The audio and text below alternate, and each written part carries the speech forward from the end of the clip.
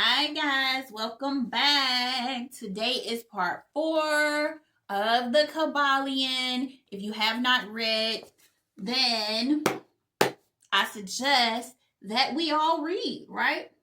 You have to do your own research. I'm going to be putting the notes and stuff that I felt was important up here on the screen, so you will see it appear here.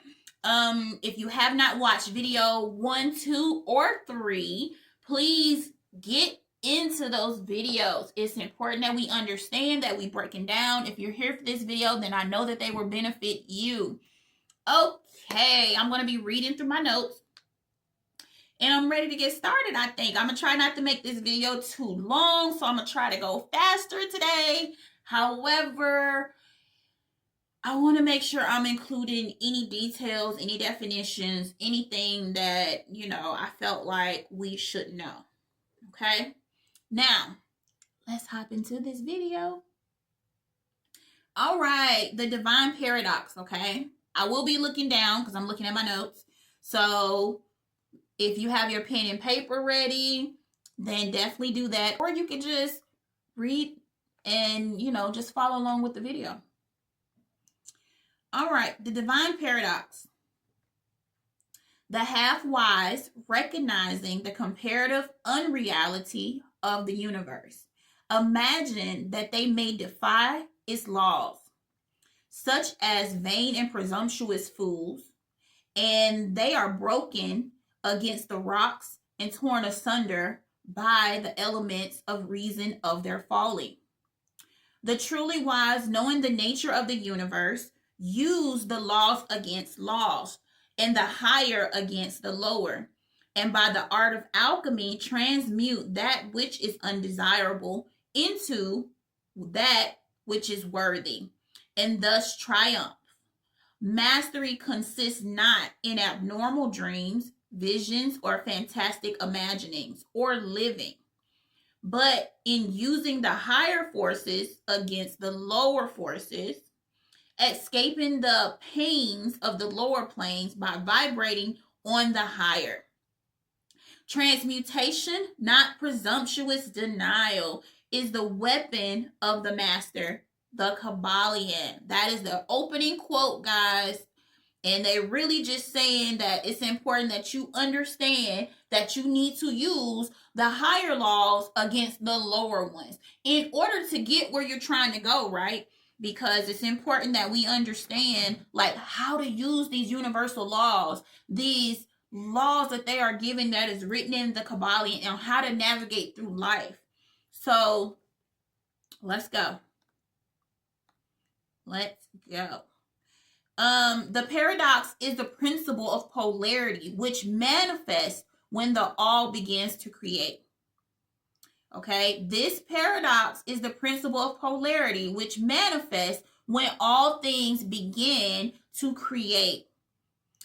For those who don't know, a paradox is something that seems impossible or contradictory at first, but when you look closer, it may actually make sense or reveal a deeper truth. In simple terms, a paradox is like a puzzle.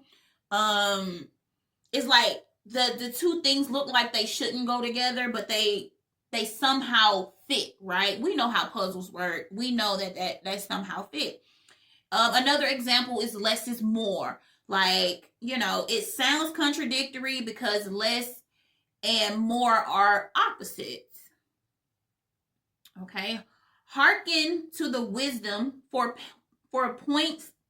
Sorry, let me start that over. Hearkens to it for points the difference between have wisdom and wisdom. The infinite, the infinite all, the universe, its laws, its powers, its phenomena are things witnessed in the state of meditations or dreams. Yet to the all, the finite finite is having limits or bounds, okay? That's what we are. We are finite. The universe must be treated as real, and life in action and thought must be based thereupon accordingly. Although with an ever understanding of the higher, Okay. Higher truth. If the all were imagined, that the universe were indeed reality, then there would be no escape from the lower planes to the higher, from the lower to the higher. Divineward, then would the universe become a fixity and progress would become impossible. Divineward means, let's go over that real quick. Divineward is a combination of the divine, and this relates to God, source, higher spiritual realms, and the suffix ward is indicating direction or movement. So going towards the divine or higher spiritual realms, right? Okay, it can describe a movement that focuses on orientation towards spiritual growth, higher understanding, or a connection to the divine. Now, and let's keep going. And if man owning to have wisdom acts and lives and thinks of the universe as merely a dream akin to his own finite dreams, then it indeed does become for him. The phrase akin to his finite dreams is talking about something being similar to limited or temporary nature of a person's dreams. So like their thoughts, their visions only exist in a short time. It's not permanent for them. It's just something that comes across, okay? So this is also why I like to say my reality. I don't like to say my dreams. My dreams are to become this. In my reality, I am a $1 million life coach. In my reality, I am using Reiki to heal the masses. In my reality, I am an amazing mom and wife, right? So we have to understand that when we're using certain words, when we're saying certain things, how we're connecting to it. How are we connecting to it? Is it just something you're dreaming about? Is it something that really matters? Like, what is it for you? What is connecting you to, reality, to yourself, to everything that's there? Okay. So, indeed, does it become for him? And like and like sleepwalkers, let me say that correctly, he stumbles ever around and around in a circle, making no progress and being forced into awakening at last by the falling and bruised and bleeding over the natural laws which he ignored. All right. In the Kybalion, the natural laws refer to the universal principles, the truths that govern the aspects of existence, right? From the mental, the spiritual, the physical realms. Like, these laws are unchanging. Like, they do not change. Okay. It's like providing a framework for what, we know that operates the universe now. Okay. If you haven't watched the first video, here are the 7 Hermetic principles: the principle of mentalism, the principle of correspondence, the principle of vibration, the principle of polarity, the principle of rhythm, the principle of cause and effect, the principle of gender. Okay, those are the 7. I suggest that you go back and watch the first video if you have not, because it's going to help you understand the 7 Hermetic principles and what the Kybalion says about them. Keep your mind ever on the star, but let your eyes watch over your footsteps, lest you fall into the mire. A situation or state of difficulty, distress, or embarrassment from which is hard to free yourself from. So when we go back and we read this, it now becomes something that we understand, right? So we can say, keep your mind ever on the star, but let your eyes watch over your footsteps, lest you fall into a difficult situation or distress or embarrassment, or going through something that is hard to free yourself from. Okay. Remember the divine paradox. While the universe is not, still it is. Okay. Remember ever 2 poles of truth. Remember ever 2 poles of truth. The 2 poles of truth are absolute and relative. Okay. Let's break that down real quick. The absolute truth refers to a statement and beliefs that are universally valid and unchanging. These are absolute truths. They are not changing at all. Okay, it is something that is always true, regardless of the circumstance or anyone's or individual's circumstances or perception. Okay, or perspectives, whatever you want to call it, whatever you want to put there. That's what it is. Okay, relative truths are truths that depend on context, something that is perspective, something that is, or conditions, like this truth is change. It changes based on the individual's understanding of it. Now, in the Hermetic philosophy, relative truths are a part of dual nature, okay, of reality. The absolute represents the eternal, unchanging truths, like the concept of the all. The relative represents the truths that exist in a manifested universe, which is constant change and motion. So remember that absolute, like source, cannot be changed, right?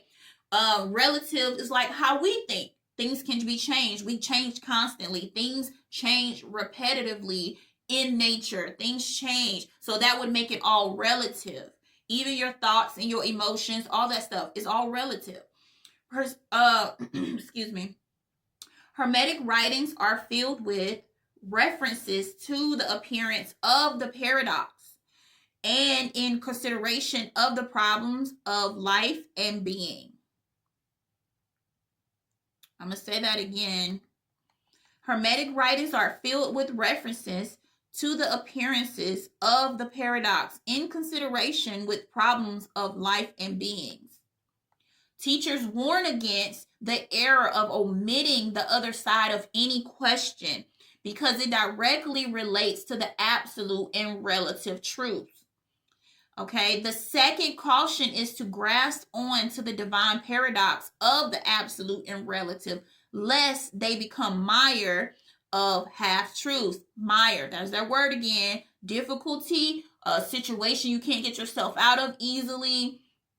If you fall into this where you're not paying attention to both sides or duality, then you get yourself into a situation that is just hard to get out of, or you start to believe something that's not absolutely true because you're not looking at both ends, right? It says, please read carefully and understand the thoughts that come to man after he or she realizes the truth that the universe is mental creation of the all, is that the universe and all that it contains is a mere illusion and unreality, and against which his instincts revolt. But like this, all great truths must consider both the absolute and relative points of view. From the absolute point of view, the universe is an illusion or a dream. There is nothing real except the all. Whether the universe can be created from matter or in a matter of the all, it is unsubstantial. Let's say this right one more time. Unsubstantial. Y'all get it. Y'all see it. Non-enduring and a thing of time and space and change. This view shows only one side of the picture. Keep in mind the absolute truth has been defined as things as the mind of God knows them, while the relative truth is what man can understand, is as how we understand things. So let me say that again. Keep in mind that the absolute truth has been defined as things as the mind of God knows them. And the relative truth is the highest that man can understand them. So while the universe must be unreal, illusionary, a mere dream, a result of meditation, nevertheless, to the finite mind forming a part of the universe and viewing it through mortal faculties, the universe is a very real thing indeed and must be considered as so. We must not make a mistake in ignoring or denying the facts that the phenomenon of the universe as they present themselves to our mortal faculties, they are not the all. We all recognize the fact that matter exists to our senses. We will fare badly to ignore them or not believe that they exist. Our finite minds understand the scientific dictum that there is no such thing as matter or scientific point of view. That which we call matter is merely a group of atoms. Themselves are merely grouping together units of force called electrons and ions, vibrating and constantly circular in a constant circular motion. Okay, they're saying that what we call matter is literally atoms and ions just grouping together in a circular constant motion. Now, when they say scientific dictum, I hope I'm saying that right, is the scientific fact. So scientific dictum is a scientific fact or guiding rule that scientists use to explain how things work. So when we're going back and reading that, our finite minds understand that what is this? A scientific fact. By scientific fact, there is no such thing as matter from a scientific point of view. Okay, which means that matter is held to be merely a grouping of atoms, themselves units of force called electrons and ions vibrating in a constant circular motion. If we kick the stone, we feel the impact. It seems real, but according to the scientific dictum, which again means what? Scientific fact or guiding rule that scientists use to explain how things work. We feel the impact because our brains, likewise, matter constituted of electrons, and for that matter, so is our brains. If it wasn't for our minds, we wouldn't know the foot or the stone. To mortals, this universe, if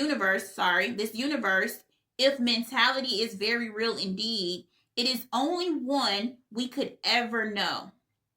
Though we rise from plane to plane higher in it, to know otherwise, by actual experience, we must be the all itself. And we're not the all. In order to know all of that, they're saying we just must be the all. It is true that the higher we rise in scale and the nearer to the mind of the Father we reach, the more apparent becomes illusionary in nature of the finite things. But until the all finally withdraws us back into itself, does the vision actually vanish? Then the all is infinite, right? The all is infinite and beyond our limits. That's one thing we really have to understand. It's the ultimate source of everything. As limited beings, we only understand parts of the all from our own experiences. The higher we grow spiritually and mentally, the closer we are to understanding the mind, referred to as the mind of the Father, right? The mind of God, the mind of Source or the universe, right? That's what we call it. So as we rise, we begin to see that many things, although they were real in our worlds, in our finite worlds, they're saying is temporary or illusionary to the all. The complete understanding of reality doesn't happen until the all fully brings us all the way back. That's when we'll fully understand what life means, what everything we've been through means, what it means, and why it was created. Like, we won't know until Source, the all, bring us all back. Okay, so in simpler words, this is what we're going to do. This is what it says. The closer we grow to the ultimate source of everything, the all, the more we realize that the world around us is like a dream or illusion. However, we can fully understand this when we completely merge back into the all itself. Until then, our experiences of life, of being separate from things, of being separate from situations and other people will continue. We are all advised not to dwell on the fact of the illusion portion, but to seek understanding of its mental laws and use them to the best of our ability in order to move forward and get through life as we travel from one plane of being to the next, right? The laws in the universes are iron laws because the mental nature of it, right? All except the all are bound to these laws. What is in the finite mind of the all? The all is real in a degree second to that. The all is reality itself that is vested in nature, in the nature of the all. Do not be afraid. We all are held firmly in the mind of the all, where not hurt us to fear. Okay, let me read that again. Do not be afraid. We are all held firmly in the mind of the all. There is not to hurt us to fear. There is no power outside the all to affect us. Some we can rest in calm and securely. There is the world of comfort and security in realization once attained. Then calm and peaceful do we sleep, rocked in the cradle of the deep, resting safely on the bosom of the ocean of the infinite mind, which is the all. So although we know matter to be matter, it merely is aggregated electrons, aggregation of electrons, particles of force vibrating rapidly and gyrating around each other in formations of atoms, and atoms in turn vibrating and gyrating, forming molecules, which later in turn forms larger masses into matter. Okay, let's say that again. Matter is merely an aggregation or a group of electrons or particles of force, whatever, some people think differently about it, but a group of electrons vibrating rapidly around each other, which then creates what? The formations of atoms. And then those formations of atoms create, while vibrating and gyrating, forms molecules, and then those molecules form matter. Learn from the Hermetic teachings that force of which the electrons are made are but merely manifestations of the all, in the mind of the all. And very likely everything else in the universe is purely mental in nature.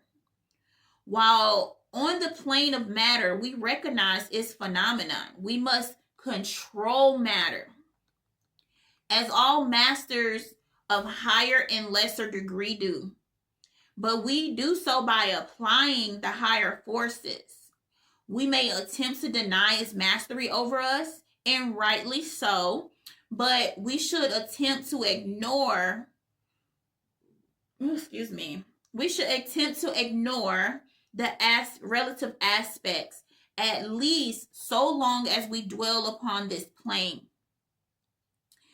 We over and over, we come lower. Hold on, let me say that again. I think I typed that wrong. We overcome lower laws by applying higher laws. And in this way only, but we cannot escape law or rise above it entirely. Nothing but the all can escape law. And that is because it is the all itself from the laws which emerged, right? It all comes from the all. So we can only overcome the lower laws by applying the higher laws. We have to overcome the higher laws and understanding the principle of mentalism and how matter and stuff work. It helps us give a different perspective in how we are understanding and how we can try to apply them to our everyday life. Now, the Hermetic principle of mentalism, while explaining the true nature of the universe upon the principle that is mental, does not change the scientific conceptions of the universe, life, or evolution. Okay? Science merely corroborates with the Hermetic teaching. Teaching the universe is mental, while the modern science taught that the material or energy. Okay, now they want you to understand that they kind of understand Herbert Spencer, right? So the Hermetic teachings have no fault to find with Herbert Spencer's basic principle that postulates, which means to suggest or assume the existence of, or fact, the existence of an infinite and eternal energy. The Hermetics recognize Spencer's philosophy, the highest outside statement of workings of the natural laws that never ever been promulgated. Promulgated is to promote or widely known. They're saying that his work wasn't widely known. They believe that Herbert Spencer was reincarnated as Heraclitus, right? Who was a Grecian philosopher who lived BC 500. Things that we need to know about Herbert Spencer, okay? Because they brought his name up and I thought I'd do a little bit more digging. So Herbert Spencer, he believed that the all phenomena from biology to society operates under universal principles of evolution and progression. The Kybalion speaks on the universal laws and the 7 Hermetic principles, of course, that govern all aspects of existence from the spiritual and physical planes. Herbert Spencer's concept of the unknowable refers to the ultimate reality or force behind the universe, which human minds cannot fully comprehend. The Kybalion similarly speaks and describes the all as infinite, unknowable source of everything beyond human understanding. Herbert Spencer, he viewed evolution as a progression of all things towards complexity and refinement driven by force and energies, right?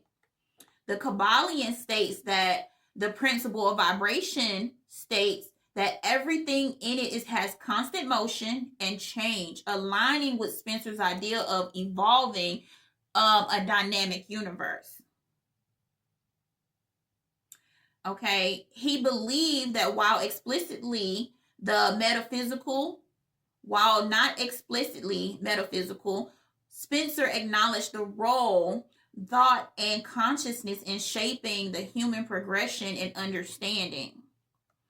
The Kybalion is, they state the principle of mentalism, which declares that all is mind and suggests that, we ultimately, it's ultimately reality, which resonates with the ideas of consciousness and fundamentals, okay? Spencer's work was highly influential in the late 1900s to the early 20th centuries. The same period the Kybalion was written, okay? Like all this happened around the same time. He put out his thoughts and beliefs, and then somebody created the Kybalion, which is also, come hand in hand. But they truly believed in what Spencer was saying. The Hermetics did anyway, right? It says, grasp the advantage of the mentalism. Learn to know and use and apply the laws. Yield to temptation. Overcome half-wise, and which causes them to be hypnotized by apparent unreality of things. The consequence being that They wonder about like dream people dwelling in the world of dreams and ignoring practical in life moments, right? Parts of man, okay? It says that they end being that they are broken and torn asunder by the elements by reason of their folly. Follow the example of the wise. Use laws against laws and the higher against the lower. And by the art of alchemy, transmute that which is undesirable into something that is worthy. And thus you triumph. Okay. We actually have to work on that a lot more than we think. But this comes like when we're manifesting, when we're speaking high vibrational things, when we're watching high vibrational things, when we're thinking about our desires, the things that we want in our reality, all this stuff. It relates to all of it. Okay, so I hope you guys are understanding this. It's really important that everybody reads. Okay, everybody reads because you may understand something that I may not understand. You may know something or can pick up on it, or be able to resonate with it differently. Okay, let us not avoid the half wisdom, which is folly, which ignores the truth that mastery consists in not in dreams, visions, or fantastic imaginings, or living but in using the higher against the lower, escaping the pains of the lower planes by vibrating on the higher. Remember, transmutation, not presumptuous denial, is the weapon of the master. Our business in the universe is not to deny its existence, but to live using the laws and rise from the lower to the higher, living and doing the best we can under the circumstances arising each day, and in living as far as it is possible to our highest ideas and understanding. Okay, the true meaning of life is not known to men in the plane, but the highest authorities and our own intuitions teach us that we will make no mistake in living up to the life that is best in us. Guys, that has been the end of my notes for the divine paradox. I hope you guys understand. Go back and read. Do everything you need to do in order to understand what it's saying, because this chapter was pretty deep, and they have a lot of explanations and stuff in there and breakdowns that will help you understand. And if you need to look up vocabulary words, whatever you need to do to help yourself understand, then do that, because it's a lot to break down.